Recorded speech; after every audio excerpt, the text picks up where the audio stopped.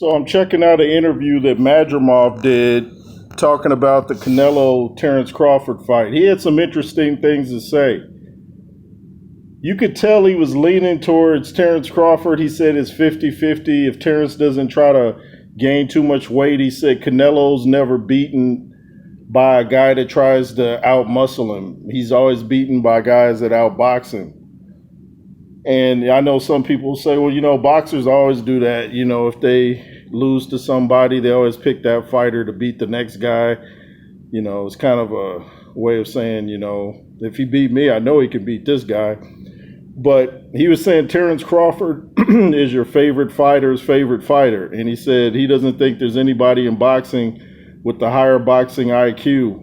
And he said, it'll be harder for Canelo to make adjustments in the fight against Terrence Crawford. Terrence Crawford is used to making adjustments, and he can switch up at any moment.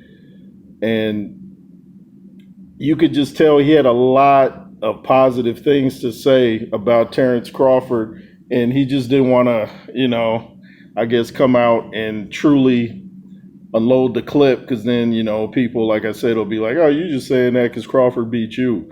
But he's just saying, like I've been saying, man, more tools in the tool bag is going to be harder for the guy that's limited, and I don't totally agree with Madrimov. I don't think it's a 50-50 fight, first of all.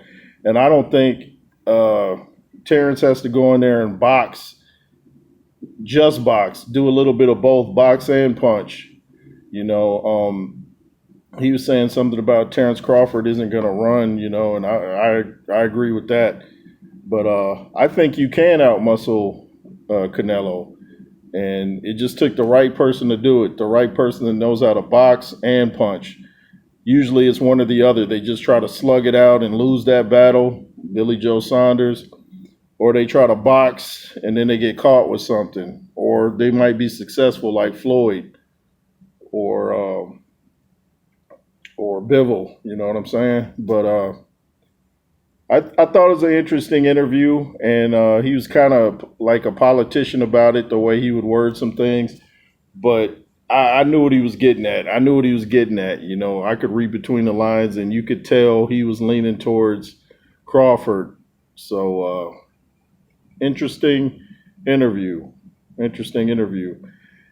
He had to have a translator, and I thought it was funny how when the guy would ask the question, the translator would be talking for so long. I'm like, man, he sounds like he's saying extra. I don't think the question was that long. But we done analyzed this fight till it almost can't be analyzed no more. So let's just bring it on, man. Hurry up, September 13th. Anyway, thanks for watching the J. Roos Theory. Yay. LSR forever.